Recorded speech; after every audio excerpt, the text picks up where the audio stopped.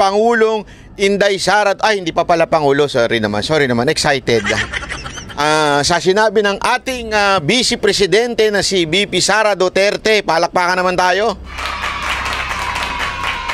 Grabe ho ang kanyang sinabi at malupit na malupit. Kaya atin po itong pag-uusapan dahil meron tayong mga personal na kaalaman dyan. Bakit to? Alam niyo naman, tayo humaharap sa matinding pagsubok ngayon. At yung pagsubok na yan, walang iba kung hindi nanggaling. Doon sa dalawang binanggit ni VP Sara Duterte. Ay nako, grabe talaga. Wala, sabi ko sa inyo itong dalawang to, ito talaga ang salarin ng lahat ng kapangitan na nangyayari sa ating gobyerno. Itong dalawang to. Panoorin natin ito Ito ay po yung ni VP Sara Duterte. Okay, tas mag-react po tayo at i-share natin. Naku, maganda kayo sa mga marami nating i-share na issue patungkol ho dito sa dalawang ito. Ito. Pakingge. Ang budget ng Pilipinas ay hawak lang ng dalawang tao. Hawak lang siya ni Congressman Zaldico at ni Congressman Martin Romualdez. Nako po. Yan ang katotohanan. Yun. Halimbawa ko dito, medyo mahaba ito, kaya pagpasensyahan mo. Ang halimbawa ko dito. Wait lang. May naalala po kasi ako Nung nag-meeting po kami ni VP Sara, hindi naman meeting actually, nagkita. Napaunlakan po kami, na pinayagan po kami makipagkita sa kanya nung nandiyan po kami sa Davao. Yung buong Banateros, di ba? Sila Boss Dada, Coach Oli, Master Judea, Jiggy Barat, inyong lingkod. Nakipag-meet po tayo kay VP Sara Duterte after niya magsalita doon sa KOJC. Kinabukasan, nagkaroon po kami ng exclusive na pakikipag-usap. At nabanggit niya ito. Sabi ko sa inyo, ganito yung kanyang pagbanggit. Mahaba ang usapan na to, kaya hindi na lang muna nating i-discuss. Pero may idea na po tayo nun dahil tandaan nyo, di ba? Sabi ko nga sa inyo, ano ba ang kinakaharap natin ngayon? Meron tayong kaso dyan sa Naku, ayoko na muna magsalita. Ikaw na muna, VP Sara Duterte. Ikaw muna. Sa DepEd muna tayo. Okay. Sa Department of Education, noong taong 2023, merong 5 billion na inapprove para sa classroom construction. Nako po. Nagulat ako. Nagulat daw siya. 5 million Ay 5 billion para sa construction doon Kasi merong mga lumapit na miyembro ng House na humihingi. Naku po, patay tayo dyan. Ang lupit nyo. Bambira ayoko na magsalita ng mura pero talaga Mantakin mo mga kababayan. Yung magkano eksaktong amount noon? Ayan 5 billion 917 million. Na ito po, pag sinabi mo National Expenditure Program, ito na po yung napagdesisyonan ng inyong ng executive branch na ibigay sa inyo, na approve, na ito na yung ibibigay na budget sa inyo. Okay? So, 5.9 billion. Mantakin mo, may lumapit daw sa kanyang kongresista. Naku, grabe talaga. Kapal ng mukha mong animal ka. Gago! Kaya kayo nagtatabaan dyan, mga animal kayo 5 billion. 5.9. Kung ira-round up natin yan, 6 billion yan. Diba? 6 billion na sana'y pangpagawa ng classroom. Mantakin mo. Pati ba naman yung ibibigay mong construction para sa classroom ng mga kabataan, nanakawin nyo pang mga animal kayo? Animal talaga kayo. Ganun kayo. Animal kayo. Nagulat ako. Kasi merong mga lumapit na miyembro ng House na humihingi. Hihingi nila yung 5 billion. Parte ng 5 billion na budget. Wala kasi akong experience sa ganyan. At saka ang pagkakaintindi ko, pag in-approve na yan ng Office of the President, ibibigay na yan, pagdediretso na yun sa approval at trabaho ng Department of Education sa construction ng mga classroom. Nagulat ako, may humingi. Humihingi, animal. Ano yan? Balato, ano to? Napanalo sa bingo? Napanalo sa kasino? Napanalo sa pustahan? Humihingi ka diyang animal ka? Ay, naku naman. Nagulat nga daw si BP Sara Duterte. Siguro, dinilatan ito. Ito pa naman si BP Sara Duterte. Pag dumilat to, gumaganyan yan eh. Bakit dinilatan kaya nito? At sinabing, hoy! Para sa kabataan yan Bakit mo ka humihingi dyan? O, ituloy natin. Ano nangyari? Hindi, nililinaw natin 6 billion, more or less 5.9 billion. Magkano ba ang amin dyan? Magkano ba ang amin dyan? So sinabi ko, hindi pwede ito. Kasi, ang mangyayari nito, hindi magagawa ng Department of Education ang trabaho namin na mag-construct ng classroom ayon sa classroom backlog at sa prioritization base sa backlog at sa classroom construction. Grabe, no? Mantakin mo, meron ng problema tayo sa, hihingan pa. Kita niyo, ito yung example na kagawian na po ng Kamara ito. Sa leadership ng Kamara. Hindi natin alam kung anong nangyari ng mga nakaraan. 'Di ba? Buti na lang, si BP Sara Duterte astig na tao. Astig na tao in a sense, wala siyang pakialam kung kailangan niya nang umalis, hindi siya kapit-tuko sa pagiging sekretary, hindi rin siya kapit-tuko sa kahit anumang kapangyarihan. So, sige, wag na. Ganun. Kung ayaw nyo, diwag. Basta, hindi pwede yan. Mantakin mo. Kung gawain na nila yan. Magkano ba sa amin dyan? Patay tayo dyan? Magkano kaya? Ito ang tanong. Magkano kaya? Tandaan ninyo, DepEd pa lang to Ganito kalala ang korupsyon sa Pilipinas. DepEd pa lang ito. Magkano pa kaya yung hiningi ng ibang na mga leadership ng Kamara sa ibang mga departamento? Mantakin mo? Tuloy. So sinabihan ko yung isang congressman, sabihan ninyo si Martin Romualdez. Sino kaya yung nanghingi? So definitely hindi si Martin Romualdez. Pero parang ang dating sinasabi ni BP Sara Duterte parang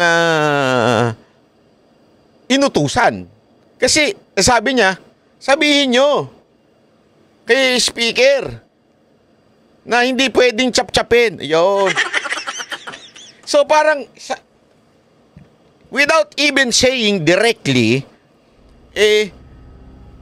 parang ang dating, inutusan niya yung mga congressman na lumapit kay BP Sara Duterte, kung sino man yun. Hindi natin kilala yun, pero may hinala tayo.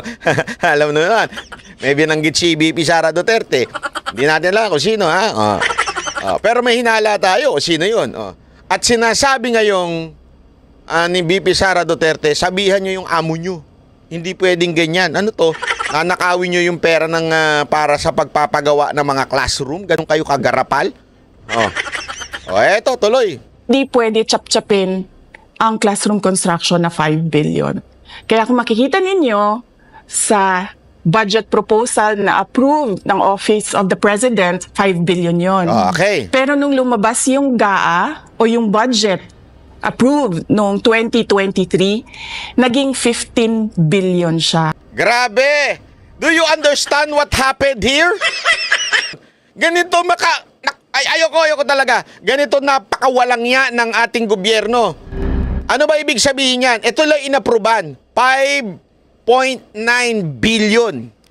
Sabi ni BP Sara Duterte, doon sa emisaryo, di umano, according to him according to her, yung emisaryo, kongresista, kung sino man yung animal na yan, magkano sa amin? Ang sagot ni BP Sara Duterte, hindi pwede yan. Hindi pwede chap-chapin. Alam mo ginawa? Okay. Ayaw mo. Okay. Walang problema. Ayaw mo. Sigurado ka? Ayaw mo. Sige, kami nang bahala.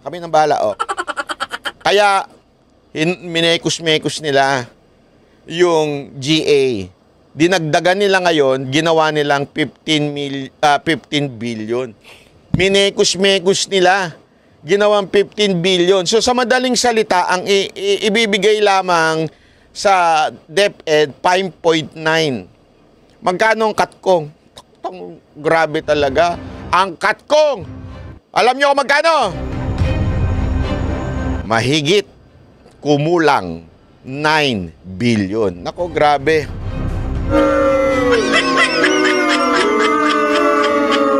Kaya naman pala may pambayad sa mga vlogger tong mga animal na to eh. Gago! O, kaya naman pala nakabili ng Raptor yung isa. O.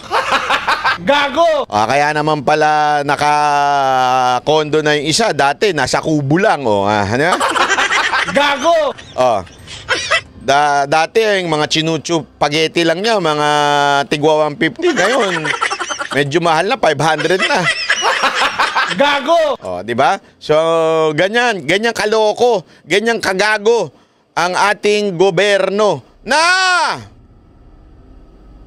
sabi nga dito ni VP Sara Duterte, leadership ng Kamara. At may binanggit siyang 2 tao dito. Hindi ako nagsabi.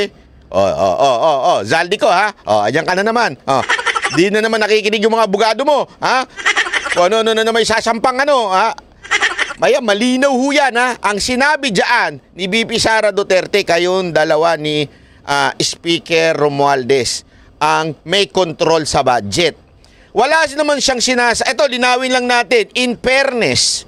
Kasi baka sabihin ninyo, ano tayo kinukulayan natin. Hindi, in fairness, wala naman sinabi si VP Sara Duterte na ang nanghihingi sa kanya si Zaldico o di kaya si Speaker. Walang sinabi si VP Sara Duterte ganyan. For the ano lang yan, para sa kaalaman natin, for clarity, wala siyang sinabi. Pero, ang sinabi niya, ang nagko-control ng budget na yan, ang nagdagdag di umano sa budget na yan, walang iba kundi si Speaker at saka si Zaldico. Yan po ang binabanggit ni VP Sara Duterte. Hindi tayo, ha? Si VP Sara Duterte, ha?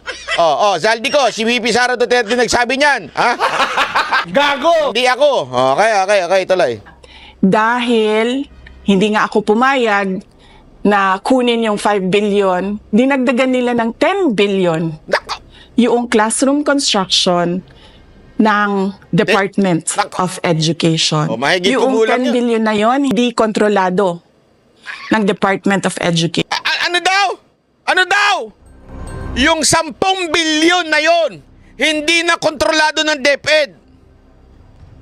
Since hindi sila nakahingi, kung sino man yung kongresista na yon, at kung sino man yung nire-representa ng kongresista na yon, since hindi sila nakakatkong kay VP Sara Duterte at hindi pinahintulutan ni VP Sara Duterte na magnakaw ang mga congressman na ito, ano ginawa? Minekus-mekus po mga kababayan. Yung ano po, yung budget dun sa gap, di ba? So ibig sabihin do, pumatong sila. Magkano? Higit kumulang 10 bilyon, di ba? Ang mga gago. 10 bilyon. Anak kayo ng wewe. Saan kaya mapupunta yung 10 bilyon? Pangangampanya para sa pagiging presidente? Nako. Para sa pangangampanya para sa magsenador? Nako. Baka naman para sa mga bet kaya. Hindi natin alam, ha?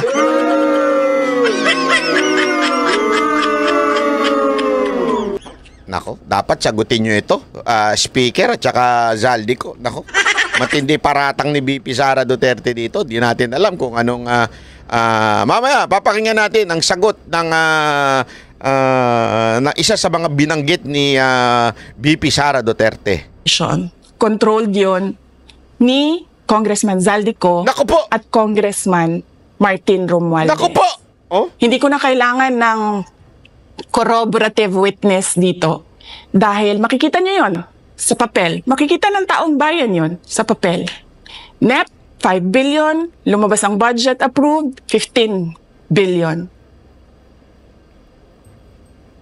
So may iintindihan niyo, 'di ba? Bakit pa tayo magbo-budget hearing para sa Office of the Vice President? 2 tao lang naman ang nasusunod sa budget. So it is very, very clear. Therefore, I conclude.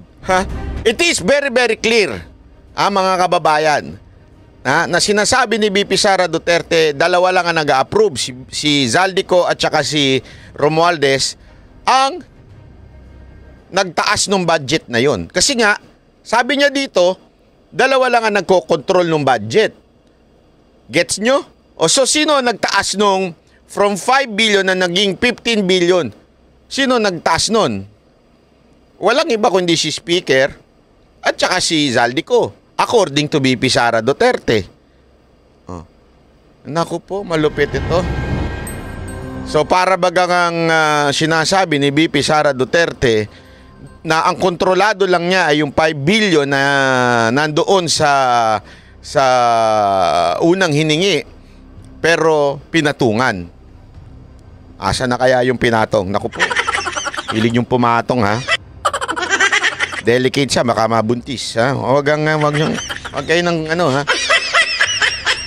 Ng bayan natin. Halimbawa, taong 2024. Nako, hindi pa pala tapos. Hindi pa pala tapos yung isa. Kung makikita nyo, ang approved na budget ng Office of the President para sa classroom construction ay 19 billion. Nako. Noong lumabas na, grabe ito, 19 billion ang approve. O, nung lumabas na, magkano na yung House version? Sige nga, madam. Ang House version ng Appropriations Bill ay naging 24 billion ito. Naku po, grabe. Mahigit kumulang 5 billion. Tama ba? O kung if may mathematics, so sa NEP, ibig sabihin, again, yung national expenditure, ibig sabihin yun yung para talaga sa, yun ang inapprove ng Department of Budget. Okay? 19 billion. I-round up na lang natin para di mahirap banggitin. Pero ang ginalaw ng Kamara ay 24 billion. Ginawa nilang 24. From 19 to 24. So, more or less, 5 billion. Kanino na naman mapupunta yan? Ano naman yan? Grabe talaga kayo. Grabe. Sabi ko nga sa inyo una sa DepEd. Pangalawa sa Office of the Vice President. Paano pa yung ibang departamento? Tiba-tiba talaga kung sino man yan. Kung sino man yan, kumakatkong dyan. Tiba-tiba na naman. Grabe kayo. Kaya talaga napakawalang yan ito mga to. So, approved 19 billion, paglabas sa House, naging 24 billion.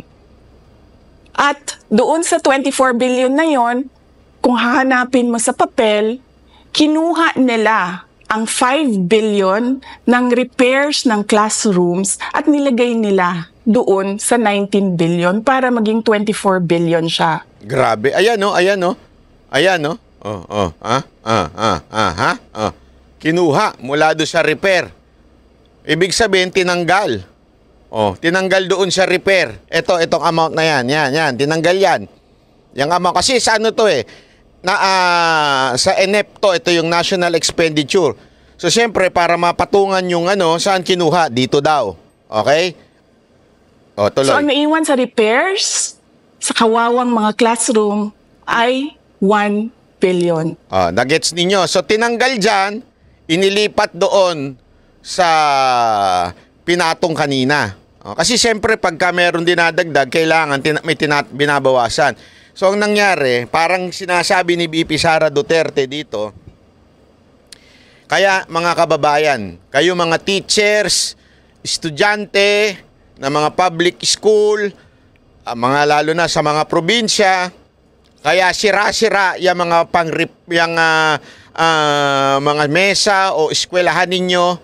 Bakit kanyo? Kasi yung pang-repair niyaan, kinatkong. Tinanggal yung 5 bilyon, tinanggal at inilipat sa iba. Naku po, ayan na naman po tayo. Naalala ko na naman yung PhilHealth na nilipat yung budget. Naku po, ang lupit talaga. Ang lupit ng gobyerno to. Sa bagay, mahal ang pulburon ngayon, di ba? Hindi. Hindi. Wala, sinasabi ko lang naman. Wala man ako sinasabing nagpupulburon. Wala. Sinasabi ko lang mahal ang pulburon. Wala. Ganun talaga. Mahal ang bilihin ngayon eh. Kaya, makikita nyo, sa papel, nandyan yan. Naging 24 billion. At hindi lang yan, dahil noong 2023 ay hindi ako pumayag na hindi masunod yung DepEd na rules sa paano mag-classroom construction based on need. Ang ginawa ngayong 2024, inattach nila ang listahan na kung saan gagawin ang mga classroom construction worth 17 billion. Grabe. Makikita nyo yon sa papel. Grabe talaga. Pagdating namin sa Senate, nakita yun ng mga senador. Tinanong nila ang Department of Education, totoo ba o hindi totoo na galing sa inyo ang listahan ng 17 billion? Sandali nga. Totoo ba yan, Madam Vice President? Totoo ba yan? Kahit daw mga senador nagtanong kung tungkol dyan sa 17 billion na yan. Tingnan natin. Ng mga classroom construction. So sabi namin sa mga senador, hindi totoo. Hindi namin magagawa yung trabaho namin. Hindi natin masosolve ang classroom backlog kung ganito ang nangyayari. Pwede ba ninyo kaming tulungan? Yung mga senador naman, very helpful sila. Oo, tulungan namin kayo. Kaya nga kung makikita ninyo sa interpellation ng isang senador doon sa budget hearing sa Senate, tinanong niya diretso, galing ba sa DepEd ang listahan ng 17 billion? Sa madaling salita, yung nawawala, di ba? Na di umano, parang binago daw. Sino ba may control? Si Speaker at saka si Saldico. Yung nawawala na yon, nagbigay ng listahan. Okay, yung listahan na yun, doon daw mapupunta yung mga construction, bla bla bla, kung ano gagawin doon. Sinabi ngayon ni BP doon sa Senate na tulungan nyo kami. Yan ngayon, tinanong ngayon ng isang senador. Tuloy. Galing ba sa DepEd ang listahan na inattach doon sa House version? Sinabi namin hindi. Hindi galing sa amin yan. On record yon. Nako. Makikita nyo sa mga videos. Balikan nyo yung mga videos. Sige nga, balikan natin. Makikita nyo. Balikan natin. Yes, my concern, Madam Chair, Mr. President, under the GAB, I observed that there was an increase in the budget for the construction of new classrooms from 19.6 billion to 24.6 billion. Hindi nagsisinungaling si BP Sara Duterte. Naandun talaga. So yung dokumento na yon na pinakita ni BP Sara Duterte, yan ho yun. Nandyan talaga. Kasi nabanggit sa Senate Kasi si remember, hinihiring din dyan sa Senate. Okay? Nabanggit. So ibig sabihin, authentic, totoo yung sinasabi ni BP Sara Duterte. Malinaw na malinaw. Hindi fake news. Bakit to? Kasi diniscuss sa Senado. Ayan, no? Tamang-tama yung amount. However, this is my concern, which you mentioned earlier, that the repairs and rehabilitation of classrooms was decreased from 6.5 billion to 1.5 billion. Ayan. I also have information, Madam Chair, Mr. President, that 24.6 billion allocated under the GAB, but only 9.8 billion from the allocation is left to the discretion of DepEd. Magkano yun? So, ayan sa 24.6 billion allocated under the GAB, yung po yung General Appropriation. Bill pa lang yan kasi, tama ba? I'm not sure kung billan yung sa B. Pero alam ko kasi, dinidiscuss sa Kamara, dinidiscuss dito. Okay? So, hindi pa ho yan yan yung na-finalize. So, kaya nga ho, bill pa lang siya. So, 24.6 billion ang inallocate under the GAB. And yet, but only 9.8 billion from the allocation is left to the discretion of DepEd. Sa 24 blah blah billion, 9.8 lang ang kontrolado ng DepEd. The rest, sino may control? Hindi na natin alam. Ito ang malinaw. Hindi nagpe-fake news si BP Sara Duterte. This is legit. This is not fake news. Diniscuss po ito sa Senado. Okay? Ang linaw po, diniscuss ito sa Senado. Kaya hindi ko na kailangan ng witness. Kasi makikita nyo sa papel. Yan. Tapos dumating ang BICAM. Walang nangyari. Bakit kasi may mga nagsasabi, may mga nakikita akong comment na mga tatanga-tangang comment. Sabi, hindi naman kontrolado yan ng camera lang Alam mo na, maraming troll sila di ba? Yung mga troll ni, ni Tamba, hindi natin alam, di ba? Ang daming, ang kanilang parang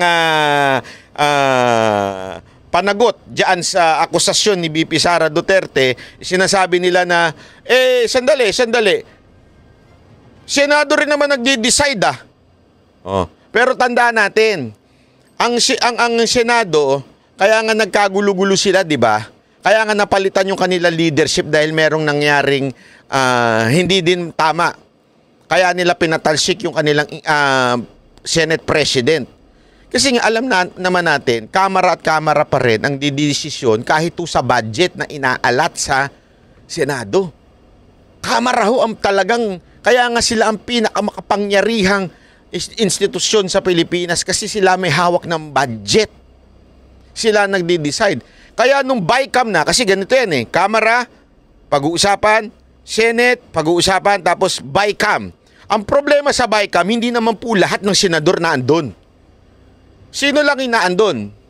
Yung bata nung Senate President. Walang iba kung hindi sa finance. Chair ng finance ng Senate. So pag sila lang ang nagkasundo, kaya nga dami nagrereklamo dyan kasi parang pinag-usapan pa natin lahat ng kongresista. Pinag-usapan pa ng lahat ng senador. Pagdating naman sa BICAM, dalawa lang naman na mag-uusap. Tapos, doon na desisyonan kung ano. Kaya ito nga, dumating sa BICAM, walang nangyari. So, yung sinasabing 24 billion, wala na tuloy-tuloy na. Kasi nga, dalawa lang ang may hawak dyan. Di ba? Ay, nako. Dahil ang nasusunod doon ay si Congressman Zaldico at si Congressman Martin Romualdez. So, sinasabi ngayon ni BP Sara Duterte, even on the BICAM, kung anong sinabi ni Romualdez, kung anong sinabi ni Zaldico, sila lang ang nasusunod sa desisyon doon. Kontrolado nila even the representative of the Senate. That's why nagkaroon ng Senate leadership change. If you remember that, nagkaroon ng leadership change sa Senate. Now, nasolusyonan ba? Tandaan natin, medyo more independent na masasabi natin itong si Escudero kaysa kay dating Senate President na si Zubiri. Pero ganito nga yan. Kaya nga, di ba, lang lahat ng ito, if titignan mo buong picture, tama yung sinabi sa article ni Roberto Tiglao na sinabi niya, etong panggigipit sa Kamara, panggigipit pala sa KOJC has something to do with the 2025 election. Anong ibig sabihin nun? Remember, ang isa sa pinaka-financier o basta sabi nating greatest supporter ng mga Duterte ay si Pastor Kibuloy at ang KOJC. So para wala nang manalo pang senador na kaalyado ng mga Duterte, kailangan nating pilayin yung pinaka-source nila, yung pinaka-tumutulong sa kanila, yung pinaka-lakas nila. Sino yun? KOJC, Pastor Kibuloy, and SMNI. Kasi kontrolado na nila media Ang hindi na lang nila nakokontrol, SMNI. SMNI, KOJC, at si Pastor Kibuloy. Now that they hold Pastor Kibuloy, pwede na nilang kontrolin. Talagang maaano na nila. Kaya nga, yun yung buong picture kung bakit sinasabi natin na yung nangyari sa KOJC, may mas malaking picture dyan. ayaw nilang mamanalo ang mga kakaalyado ni Pangulong Duterte sa Senado. Bakit? Para kontrolado na rin nila ang Senado. Kasi ngayon, medyo nandyan na yung mga pumapalag eh. Di ba? Nandyan si Bato, nandyan si Robby, nandyan si Bongo. Yung mga yan pumapalag yan eh. Yung isa bumalimbing na, ang bilis bumalimbing. Para manalo kasi wala yun. Talunan po lagi yun eh. Para manalo, kailangan ng bumalimbing. Di ba? So para makontrol nila yung Senate, kailangan mawala yung tumutulong, which is KOJC, Pastor Kibuloy, and SMNI. Di ba? Ganun ang ginawa nila. Ayan ha. Valdez. Kaya nandun pa rin naka-attach yung 17 billion na ginawang listahan ni Ko at ni Romualdez. Grabe, no? In fact, balik lang ako konti sa'yo, ha?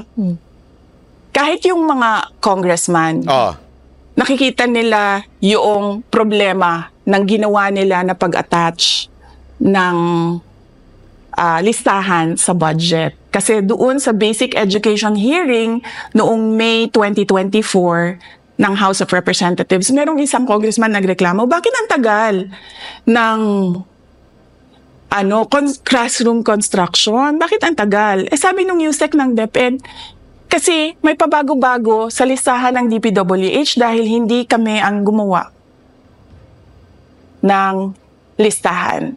Yeah, Mr. Chair, with respect to the 17 billion in Annex A of the GAA, we are not privy on how the school sites were chosen. So, be it as it may. How is it chosen? I'm not privy to that, Mr. Chair. When the GAB came out, there was a 14.7 billion Annex A. Ayan na, alinaw niyan ha. Alinaw niyan, even sa Kamara, diniskas yun. Diba? Diniskas yung inangat ng budget. Dito kasi GAA na kasi act na.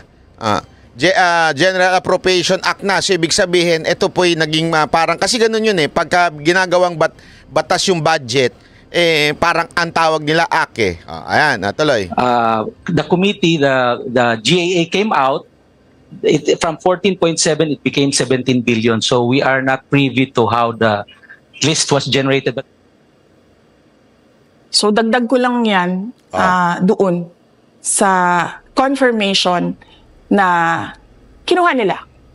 Grabe, yung budget ng DepEd. At isa yan sa mga rason kung bakit ako nag-resign sa Department of Education. Hindi na ako papayag na sa susunod na taon, ganyan pa rin ang gawin nila at ako yung mananagot sa ginagawa nila. Kaya yan yung sinasabi ko, bakit pa tayo mag-question and answer dito para atakihin niyo ako? Ang masusunod lang naman sa budget, 2 tao lang. Correct. Naku po, may abangan pa bukas. Naku po, patay tayo dyan. Pero malinaw mga kababayan, malinaw sa malinaw. Hindi po nagpe-fake news si VP Sara Duterte. Diniskas sa Senado, diniskas sa Kamara, yung nawawala. Hindi, yun na nga lang. Ang problema, nung nag-BICAM na, sabi nga ni VP Sara Duterte, sino ba nagdidesisyon sa BICAM? Si Zaldico at saka si Speaker. Silang dalawa lang nga nagdidesisyon. So, asan na yun? Ayun, patay tayo dyan. Kaya nga mga kababayan, importante po na atin po itong bantayan. Alam nyo, yan yung matagal na sinasabi ni Pangulong Duterte noon eh. Ano yun? Yung transparency, accountability. Yan yun eh. Asan yung transparency dyan? Kahit yung Kamara, hindi nga alam kung saan napunta yung bakit ang bagal ng mga... Kasi naglista pa sila dun ha. Nakita nyo, naglista-lista sila doon. Pero bakit wala yung mga sinasabing nilista nila doon? Hindi yung nagmaterialize, ika nga. Hindi po, alam mo yun, hindi nangyari. Listahan lang yun, pambira. Di ba? Listahan lang ho yun. Listahan lang. Wala ho talaga doon. Mga kababayan, para naman po sa patas ng pamamahayag, ilabas din natin yung video nito ni Zaldico. Ito ha. Pasok. Nakita po natin kahapon ang part 1. Linawin natin. Ito yung before. I think, correct me if I'm wrong, lagay nyo sa comment. Pero ito yung hindi pa ata niya nakikita. Yung binanggit yung pangalan niya. Kasi ang kino-comment niya lang dito at this time, ito, I think this is morning, kino-comment niya pa lang dito yung first video ni BP Sara Duterte. Wala pang binabanggit si BP Sara Duterte na pangalan, nag-react na siya. Alam na natin. Pakinggan natin ha. Kasi hindi ako sure pero hindi ako sure na kung lumabas ito before or after the second video. Kasi yung pinakita ko kanina, yung pinlay ko, second video yun. Okay? May unang video. Doon sa unang video, teaser pa lang. Wala pa yung pangalan ni Zaldico at ni speaker doon sa unang video. Ito ata yung nire-reactan dito ni Zaldico. Ng video message ni Vice President Sara Duterte kung saan nililihis na naman niya ang mga issue.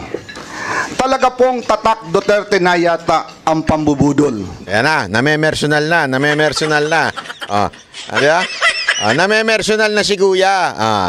Zaldi, kung talagang galing sa puso mo yung pagdidepensa mo, hindi mo na kailangan magbasa-basa dyan.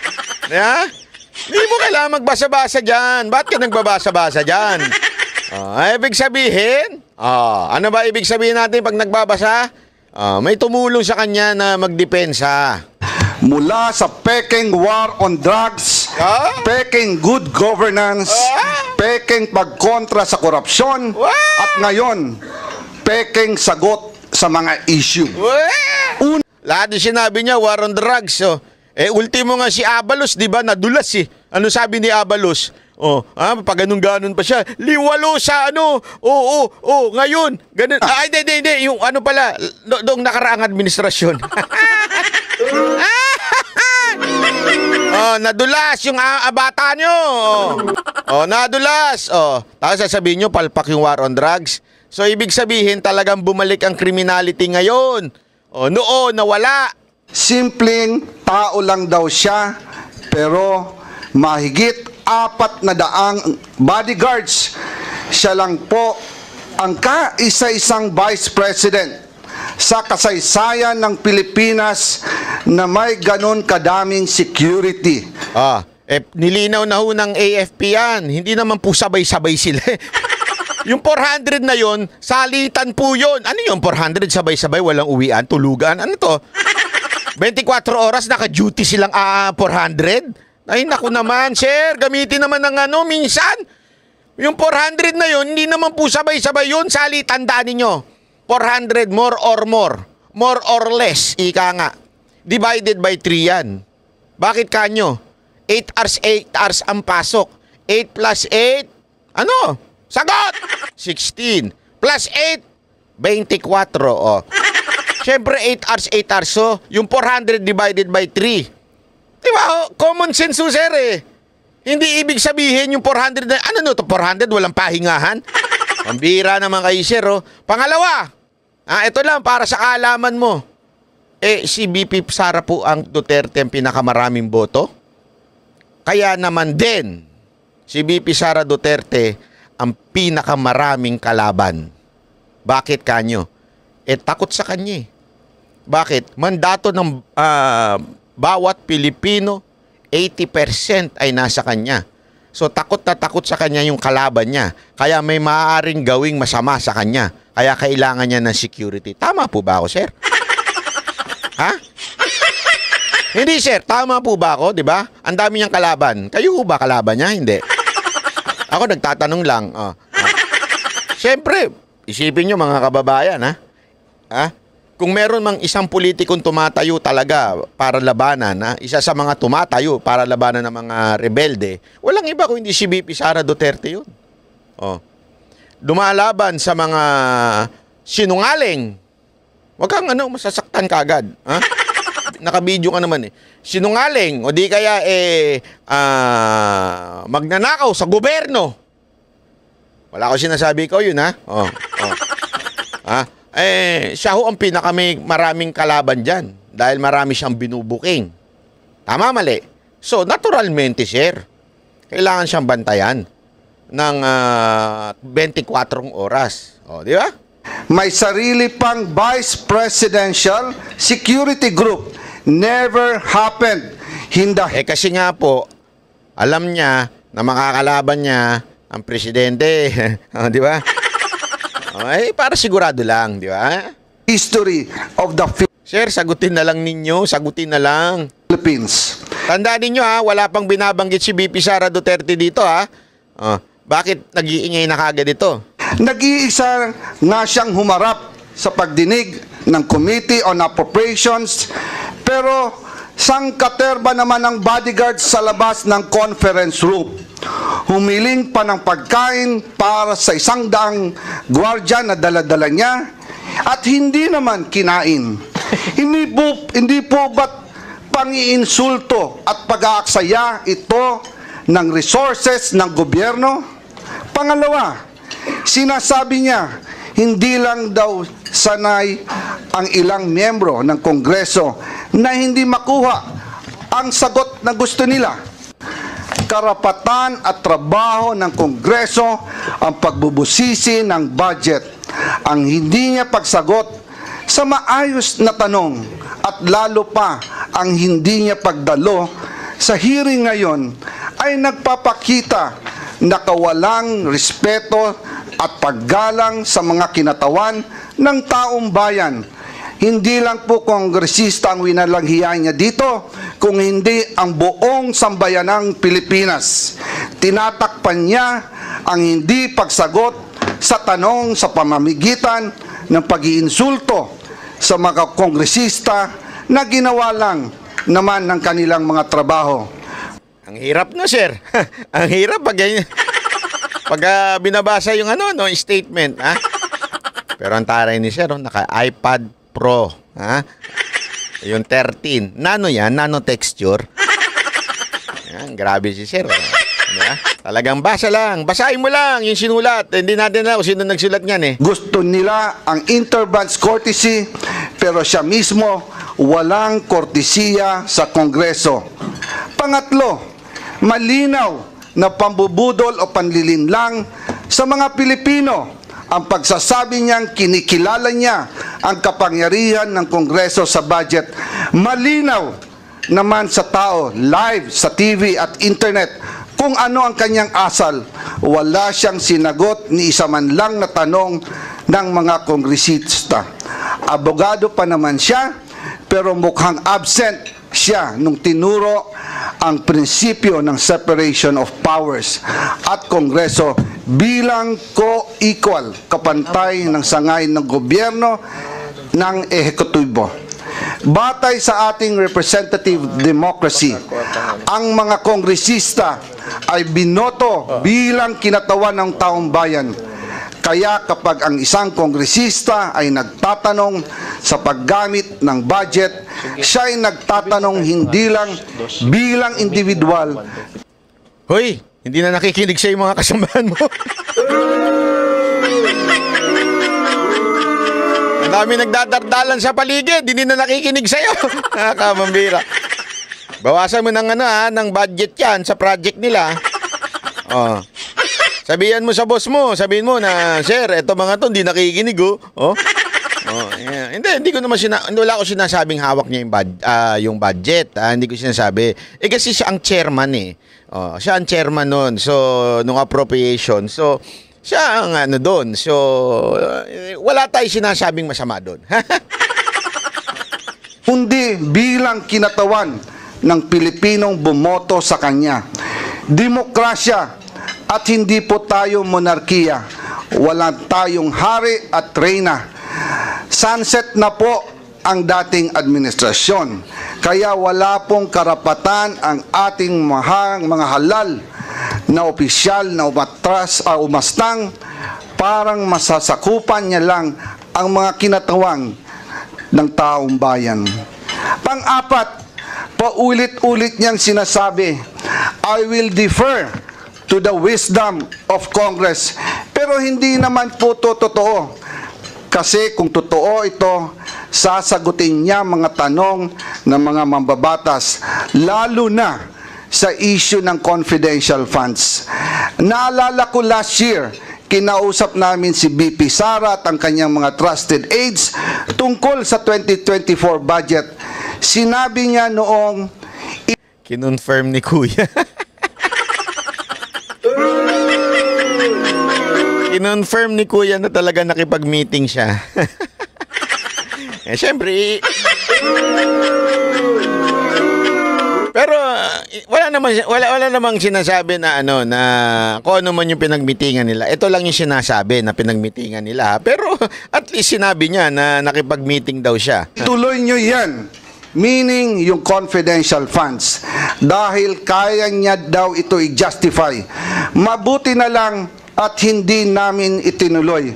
Kung hindi, magsisisi kami dahil ang pondo ng taong bayan ang pinag-uusapan dito, at tandaan, COA at hindi Kongreso ang nagsasabing mali ang paggamit ng 73 million sa 125 million confidential funds na ginamit lang sa loob ng 11 days. Talo pa po dito ang pondo ng Napoles Fund na gamit ng 60 days. Ito po, 11 days lang. And ngayon, bibigyan pa ba natin siya ng 2 billion na pang gagastos daw sa mahihirap? Ibigay po natin to sa tamang ahensya. Huwag po nating ayahan na waldasin na naman ang kahit pisong sintimo na dapat natin bantayan. Huwag yun nalang bigyan ng budget. Politika daw ang dahilan ng umano'y panggigipit sa kanya ng Kongreso. Nanunood kaya siya ng budget hearings? Nakikita niya kaya kung gaano kahaba at katagal ang pandinig at mga questions and answers na kinakaharap ng iba't ibang ahensya? Eto. Dito pa lang sablay na siya eh. Sinasabi niya na nakikinig ba siya doon sa mga ahensya ng gobyerno. O sige, punta tayo dyan. Di ba sinasabi nga ni Marcoleta?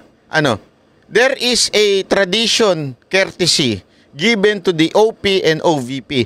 Even ng time ni Pangulong Duterte, na kahit kaalyado niya mga kongresista, Senado, siya ang presidente, si Pangulong Rodrigo Roa Duterte, at maging ang pinaka number 1 kontrabida noon ay si BP Leni, kinontra ba niya? Hindi. Kinontra ba ng mga congressman at saka ng Senado? Lagi nyo binibigyan ng parliamentary courtesy. Ika nga, binibigyan nyo ng kortesiya sa budget. Kaya pasado kagad.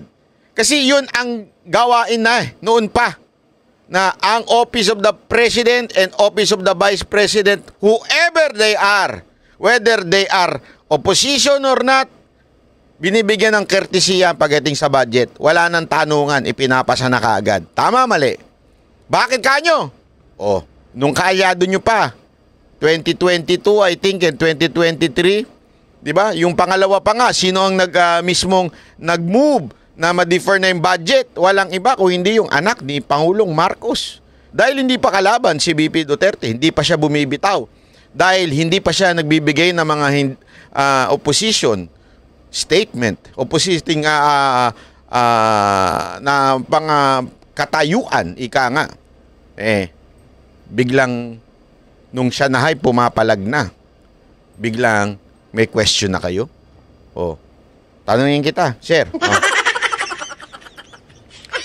Bakit noon na mas mataas pa ang budget ng OVP, bakit noon binibigyan nyo ng courtesy at hindi nyo na tinatanong? Mas mataas pa yung budget niya noon, ha? Ngayon na mas mababa na dahil wala na nga yung mga iba-iba dyan, bakit ngayon nyo binusisa ang budget ni hindi nyo binusisa yung budget ngayon? Ang binubusisa ninyo yung budget noon. Noong mga dadali. Hindi kayo makamove on. Noon pa yan eh. Ba't nyo binubusisa ngayon? Tapos sasabihin nyo, there is no politics in this. Sino maniniwala sa inyo? Yung mga tanso, yung mga bulag-bulagan? Walang maniniwala sa inyo. Simple lang yun eh. Simple lang, sir. Nung makadadawang budget na dumaan na, walang busisa, courtesy, go. Mas mataas ang budget ha, ng OBP nun. Pati wala, go. Oh. Pero ngayon, dahil kumukontra na si VP Sara Duterte, bigla niyong binusisa. Oh. Tell me now, walang politika doon? Ng pamahalaan para i-justify ang kanilang budget.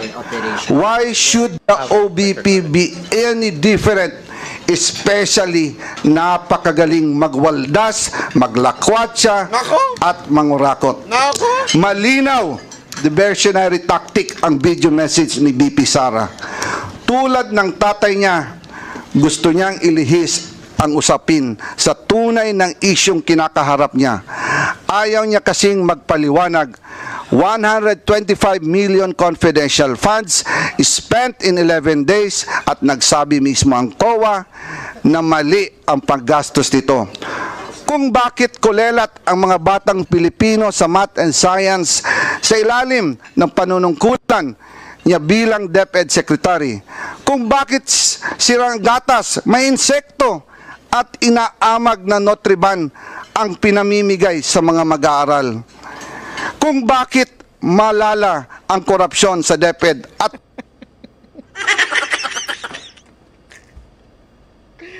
pilit na pilit si Kuya, bakit malala? Ano malala? Malala!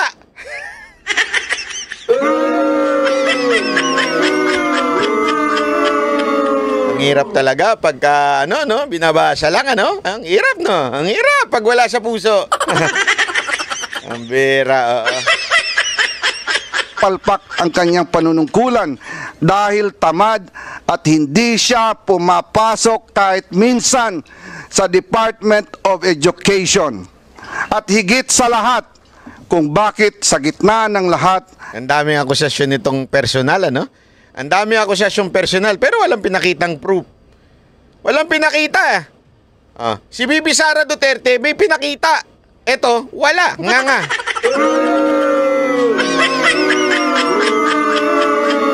O, di ba? Wala ka pala eh. Nakapalpakan at katiwalian, ito ay dapat siyang pagkatiwalaan pa ng 2 billion sa 2,000. Eto mga kababayan, kilala nyo na ngayon kung sino si Zaldico.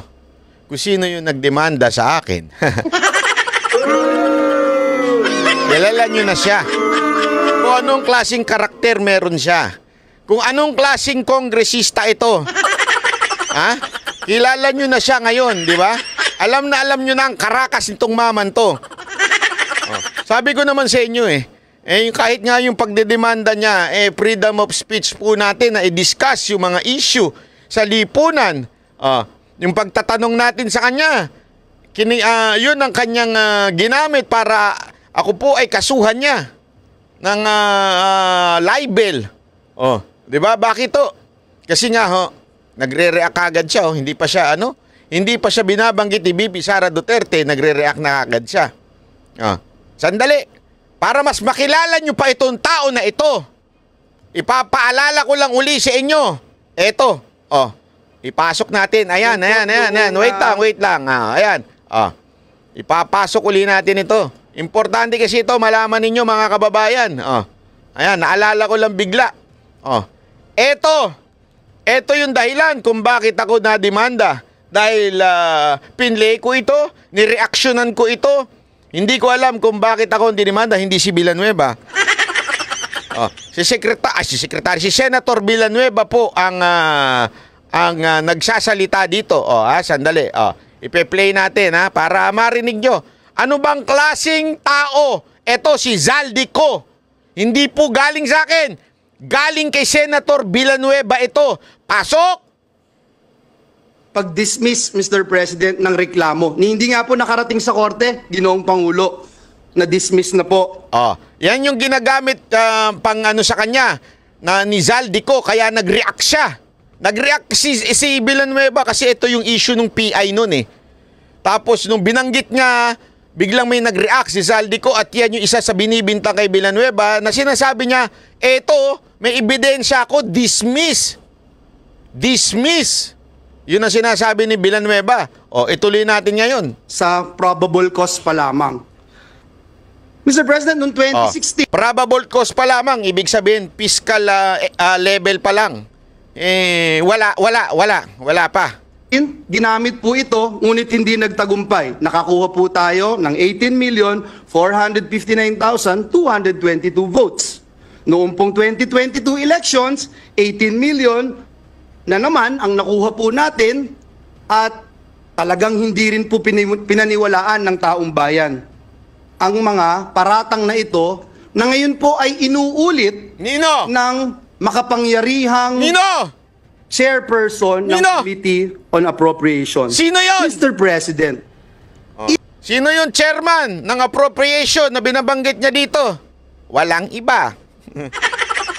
Kung hindi si Zaldico. O, ituloy mo, Senator Villanueva. Yung sinabi mo. Sinabi mo, ha? Hindi ko sinabi. O, sa abogado ni Zaldico, sinabi ni Villanueva. Hindi ako nagsabi. is the Pope Catholic? Nag-research po ba at nag-aral ang nag-aakusang ito sa atin? Tuloy. Ngayon po, kakalkalin ngayon Ang ang kanyang mga kaso. Nako po, patay tayo dyan. Nakakalungkot po dahil kaibigan naman po natin siya. Nako. Pero dahil po pumasok siya sa away na hindi niya away, kailangan niyang magbabanggit ng mga personal attacks. Nako po. Kakalkalin po. So, ibig sabihin, kasi away ito ng ni speaker noon at saka ng Senado. Naglabanan sila tungkol dyan sa PI na yan. Ang nagsalita, nagkomento ay si Zaldico. Kaya nga sabi ni Villanueva, sumasawsaw ka sa hindi awayin mo. Bakit ikaw nagsalita at nagbato ng mga ganitong akusasyon? So, ibig sabihin, noon pa lang pala na may personal na ho ito si Zaldico. According to Villanueva, hindi po sa akin. Ayan ang sinabi niya ho. Ulitin natin. Ay na hindi niya away, kailangan niyang magbabanggit ng mga personal attacks. Personal attack na personal si Zaldico. Yun na po talaga yung ugali niya. Kaya nga doon sa speech niya kanina, na may personal siya. Tama, mali? Tuloy. Kakalkalin po itong mga atraso niya sa bayan. Ito pong kumpanya niyang SunWest Corp. Nako, ito na. Kinalkal na yung atraso niya sa bayan. Pambira. Ito. Ano yan? Corporation. True or false? Ano yon? Ito po ba ang isa sa pinakamalaking government contractor sa bansa? Yung kanyang kumpanya daw ba? Ito po ba daw? Yun yung tanong ni Villanueva. Ito daw po ba ang pinakamalaking construction na nakikipag-deal sa gobyerno? Yan ang tanong ni Villanueva. Ano sagot niya ni Villanueva? Sagot, true. True. Hindi po ako nagsabi. Si Senator Villanueva ang sumagot. Siyempre naman siguro, mas maraming alam sa akin yan. Pagdating sa mga, alam mo na, yung mga nakikipag-deal sa gobyerno. Kasi senador yan. Naging kongresista yan. Alam niya ho yan mga yan. Matagal nang nakikipag-deal yan sa mga taong mga may proyekto. Kaya nga, ito daw kumpanya ni Zaldico, sinasabi ni Villanueva, ay ang pinakamalaki. Naku po, patay tayo dyan. True or false? Ano pa? True or false? Sige. Ang korporasyon po ba niyang SunWest Corporation Naku. Ano? ay kasama Sa? dito sa kontrobersyal na Farmally? Kasama po ba sa Farmally yung issue, yung may problema, yung nahanapan ng hokus-pokus, ng mga mekus-mekus dyan? Kasama po ba yung kumpanya ni Zaldico? Hindi po akong sasagot. Sino? Si Senator Villanueva ang sasagot. Farmally case dito na inimbestigahan sa Senado na kasuhan ng Senado. The answer is true. The answer is true. Hindi po ako ang nagsabi. Si Villanueva po ang nagsabi niyan. Yung korupsyon na nangyari sa Farmally na pinapakasuhan pinapakasuhan ng buong Senado, na pagdesisyonan ng Senado ng resolution nila dun sa hearing. Kasuhan yan kasi merong problema dyan. Kasuhan yung mga involved dyan. Ang tinanong ni Villanueva, kasama ba yung kumpanya na SunWest? Anong sagot ni Villanueva? Hindi po akong sumagot. Si Villanueva po ang sumagot. Ulitin natin yung sagot niya. Kasama ba? Kasuhan ng Senado. The answer is true. True daw. Kasama din po ba Ang ano? ang kumpanya niya Na? dito po Sa? sa controversial Na? na DepEd laptop scam? Oh, Ang sagot po, andali, bago ka sumagot. Oh, di ba nakita natin yung grabing presyo ng laptop na yan. Oh, bakit laptop? Kasi nakakatawa yung presyo, mas mahal pa sa Mac pero luma ang laptop. Luma yung laptop. Hindi ko alam kung Celeron ba yun o ano man, pero overprice yung mga laptop na yan. Alam mo, anong dinahilan nila dyan? Ang dinahilan dyan kasi may after service daw. Kasama yung bayad doon sa after service para pag nasira. Yan yung bagay na hindi mo na maka-quantify. Hindi mo na mabibilang, hindi mo na makikita yon. Pero isinama yung service na yon, kuno. Na pag may nasira dyan, in other words, parang ka nagbayad ng after service or Apple Care. Kaya lang hindi Apple eh. So hindi Apple Care, yung walang ganon, walang parang doon sa kontrata, nagbayad ng technical na pag natapos at nagkasira yan, libre na yung paggawa. Hindi mo naman maka-quantify yun. Hindi mo naman malalaman yun. Tama, mali. Oh. Kasama po daw ba ang kumpanya ni Zaldico? Ano sagot, Senator Villanueva? true. True. Di ba? Again, it's not me who said that. It's Senator Villanueva. Pinakakasuhan din po ng Senado ang kumpanyang ito. Nako po. Napakadami pong BIR cases. Nako po. Madali po maghanap, Mr. President. Madali po kuhanin ang panig ng mga taga-BIR. Kung ilang kaso mayroon ang kanyang mga korporasyon. Bukod po dito, Grabe. yung reklamo po sa ombudsman ng Nako po. anti-corruption group na ang pangalan Task Force Kasanag International, meron din pong 50 billion Nako. na kaso na kinakaharap ang taong ito. Hindi lang pala sa BIR, meron pang iba. Kaso, kinasuhan. Ay, nako. May butiki dito may butiki. Mr. President, Yes! Ay, hindi pala ako presidente. Akala ko ako yun. Akala ko ako yun. Ikaw naman, no? kung maglalabas po kayo ng baho, Mr. President, dapat naman siguro maligo ka muna. Nako po! Sakit nun, Brad. Ang masaklap po, Ginoong Pangulo, Oh, ano yun? sa kabila po ng track record na ito ni Mr. Zaldico, Ano? ang masaklap po, Ay? inappoint po siya Na? ng Kamara de Representantes Na ano? bilang tagapagbantay ng kaban ng bayan. Ay, grabe. Si Dracula, Sandali. Samantakin mo daw, ha? Sa daming, ang sinasabi lang naman ni, sinasabi ni Senator Villanueva, wala naman siya sinasabing there is already a conviction. Wala. Wala siya sinasabi dito, convicted na ba yung kumpanya ni Zaldico? Wala po siya sinasabi dito. Ang sinasabi niya lang dito, the company na pagmamay-ari ni Zaldico were involved in so many cases of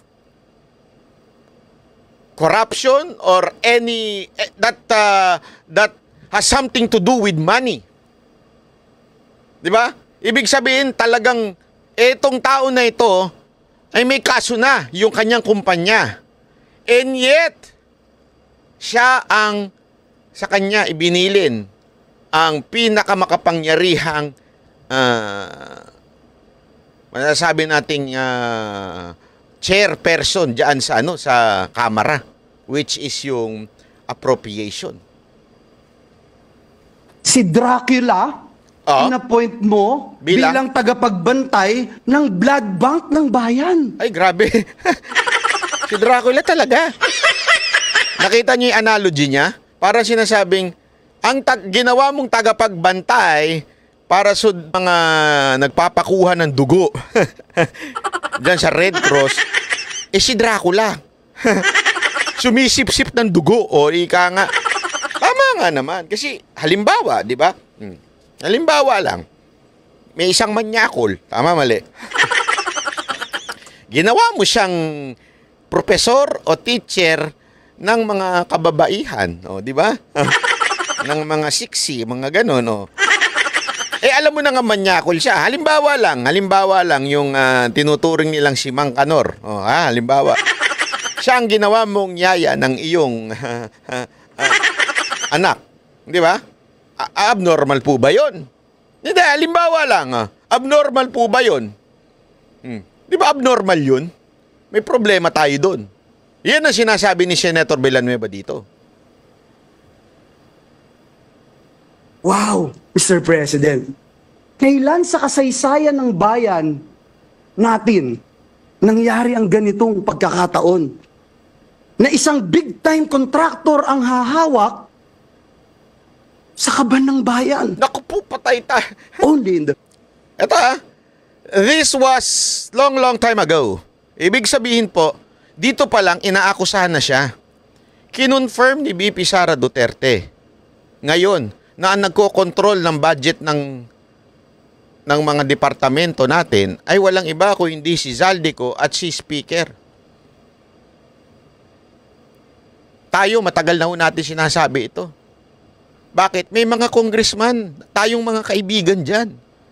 At di ba, noong una pa lang ng panunungkulan ni Marcos, pag tungtong pa lang niya, sinasabi ko na sa inyo to, there is something happening in the House of Representatives. Nagkakaroon ng barkadahan system dyan. Kung sino lang yung barkada, kung sino lang yung kakampi, yun lang ang may budget daw. Sinabi ko na sa inyo yan. Di ba? Sinabi ko na po sa inyo yan noon. Ito kinukonfirm ni Villanueva, kinonfirm ni VP Sara Duterte. In line with that, ilang beses ko po sa inyo yung sinasabi na huwag tayong malilihis sa ating pinaglalaban. Kasi marami sa atin ang inaatake si Marcos at yung asawa niya. I don't have problem with that if they did something wrong. If they did comment something wrong, atakihin natin. That's correct. That's constructive criticism. Pag may mali, pag may pagsisinungaling, atakihin natin. Pero, yung ibang issue na wala namang kinalaman, si Marcos, at ang may kinalaman ay ang kamera, pero ang inaatake pa rin natin si Lisa Marcos. Bakit? May problema tayo. Kaya nga, di ba, paulit-ulit ko sa inyo sinasabi, nahaluan tayo ng Trojan horse. Nahaluan tayo na ang pilit na pinasasama lamang ay yung mag-asawa. Umiiwas dito kay Romualdez. Pero kitang-kita na natin ngayon, nang galing na sa bibig ni VP Sara Duterte, sa bibig niya na nanggaling, si Romualdez, ang talagang tunay na may problema sa bayan na to. Sinabi ko na sa inyo yan. Ano sabi nyo sa akin? Ha? Sinabi nyo sa akin, bayaran ka siguro ni Lisa Marcos o kaya ni Marcos kaya hindi mo binabanatan. Which is katangahan. Dahil ilang beses natin binandatan yon pag meron silang maling ginagawa. Pero yung idadamay mo sila sa walang maling ginagawa para iiwas mo lamang si Speaker, nahalata ko na yun. Kasi remember this, don't ever forget this. Marcos is done. Ano ibig sabihin nun? After 2028, tapos na yan. Hindi nakakandidato yan, hindi na makakaulit yan. Ibig sabihin, hindi siya ang real enemy sa politika. Hindi siya. At remember, ang personality ni Marcos at nung kanyang asawa, kung hindi magparty. Yun lang ang personality nila. Magsaya. Diba? Wala nga siyang kaalam-alam sa mga nangyayari. Alam nyo, kahit si Pangulong Duterte, yan din ang sinabi sa akin nung huling nag-usap kami. Alam niya. Diba? Sabi niya nga sa akin, diba sinabi ko naman na weak talaga yan? Mahina yan? Walang ano yan? Si ano talaga ang ano yan? Ang may pasimuno niyan? Alam niya. Tama naman talaga eh. Weak talaga. May kasalanan ba? Oo, may kasalanan. Being weak is a mistake. Being weak is yan ang talagang pangit sa isang personalidad ng isang presidente, weak. Bakit? Kaya siyang palusutan ng mga taong nasa paligid niya. But the problem is, mga kababayan, nagpo-focus tayo sa presidente at dun sa asawa niya kasi yun ang dinidikta sa inyo ng iba. Pero ang real culprit sa mga nangyayari sa bayan natin, nandito sa kamera.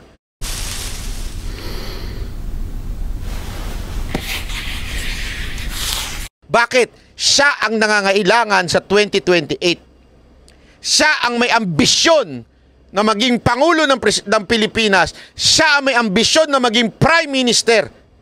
Siya talaga ang tunay na kalaban sa panahon na ito. Hindi lang ho tayo nag-confirm yan. Ang dami ho.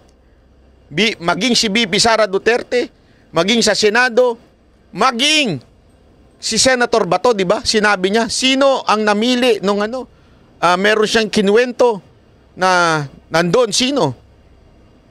Si Senator Bato ho ito, ha? Kinuwento niya through the interview ng SMNI na nandun daw si Romualdez, nandun si Zaldico, at nandun yung isang kaibigan niyang general na pinababaligtad daw di umano para labanan si Pangulong Duterte at gagawin siyang PNP chief. Wala si Marcos dun, ha? Wala din yung asawa dun. Am I saying wala silang kasalanan yung mag-asawa? Meron! But the point here, eto talaga. Speaker of the House, ang real problem ng Pilipino ngayon. He is controlling everything. Remember, sila may hawak ng budget. Yung presidente, wala yan. Pinaiikot-ikutan lang yan. Yan ang tunay. Now, tanong ko sa inyo, di ba? Lumabas yung totoong sinasabi natin doon pa. From the very first time, yan na yung nakikita ko. Yan yung magiging problema natin sa bayan na ito. Bakit? Nandyan lahat ng pera. Kaya nga kaliwat kanan, dinaig pa si Willie Rebillame sa pamimigay ng pera sa ayuda. 5,000 pesos! Ganun eh, gumaganon eh. Di ba? Oh.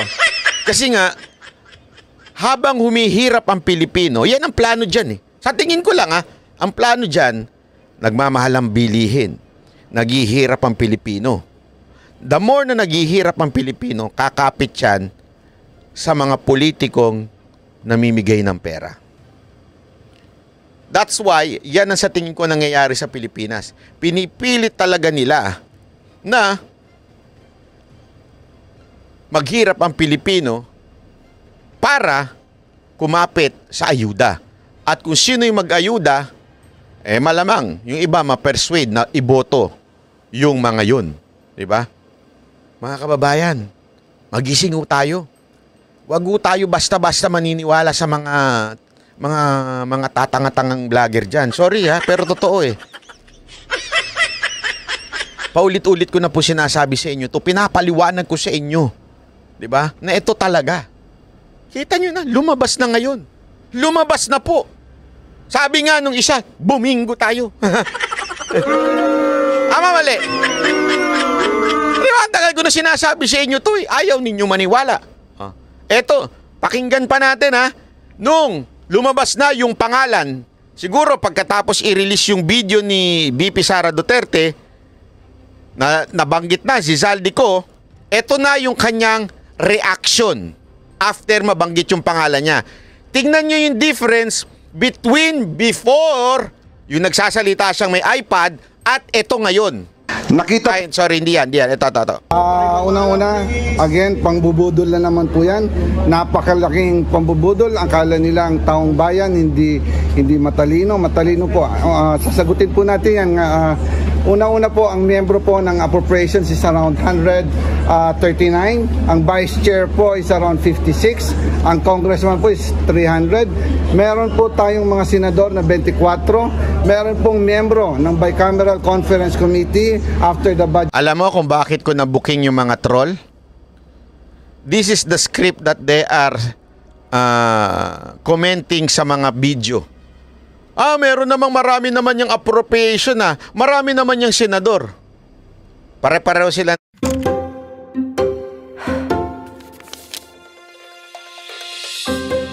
Ang sagot, yung mga troll. Tingnan nyo sa comment section, naglalabasan sila. Yan kasi yung pan-damage control nila sa sinabi ni BP Sara Duterte na kontrolado lang ng 2 tao o ang budget. So, to justify it, sinasabi nila marami namang membro, marami namang senador. Pero ang tanong, sino may control? Hindi naman sa dami. Wala naman sinabi ni BP Sara Duterte, kayo lang naman ang membro. Walang sinabi si BP Sara Duterte, Your Honor. Kaya kung ako to sa court, dako. Ano na kagad ako? Objection, Your Honor. Misleading. O kaya, mali. Objection, Your Honor. Irrelevant. Bakit? This is irrelevant. Yung membro, irrelevant yan. Yung dami ng senador, irrelevant yan. The point of the BP is, 2 lang kayong nagdidesisyon. Hindi sa dami ninyo. Wala naman siya sinabing 2 lang kayong membro. Hindi eh. Sinabi niya, 2 lang kayo nagdidesisyon. Iba ang nagdidesisyon sa membro. Di ba? Deliberation ng House and Senate, meron pa pong BICAM na mag-uusap. Sa BICAM, ilan lang ba nag-uusap doon? Ay! Diba? Ang dalawang upper chamber and lower chamber, almost 30 po ang nag-attend yan. Public, so hindi po totoo yan.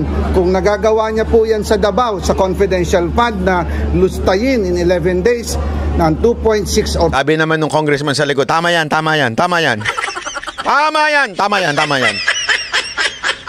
May amuyong di siya sa likod. 2.9 billion, kayang-kaya niya rin yung gawin pag siya po ang nakaupo at ang kanyang mga pananakot sa aming mga kongresista, hindi na po ito dapat palagpasin. Yun lang po, mamaya prepare kami ng magmi-meeting. Hindi, ako Congressman Zaldico, pa-impeach nyo na. Sige na, pa-impeach nyo na si BP Sara Duterte. Yun ang magandang gawin ninyo.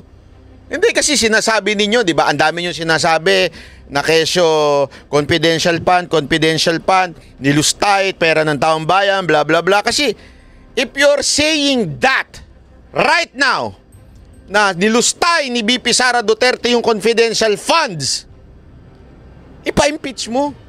Ikaw mismo. Kasi ikaw pwede kang magsabi. Kasi kahit sinong congressman pwede mag-ano dun eh. Parang mag-move na pa-impeach tapos boboto yung mga tao, ay mga congressman.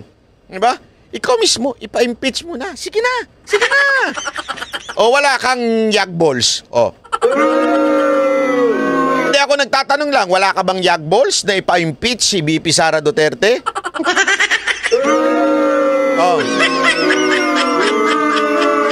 Sige na, Congressman Zaldico, ipa-impeach mo na. Kasi sabi mo ang dami mo sinabi dito. Ayan ang dami mo sinabi. Nakita po natin sa kasaysayan ng Pilipinas. Pangalawa, sinasabi niya, akpan niya bilang co-equal. Ang dami mo sinasabi dyan. Na pag hindi sinunod ni BP Sara Duterte, hindi impa-impeach mo. Kasi that's a public trust, di ba? Sinasabi nga sa ating konstitusyon na betrayal of public trust is a masasabi nating basis for an impeachment.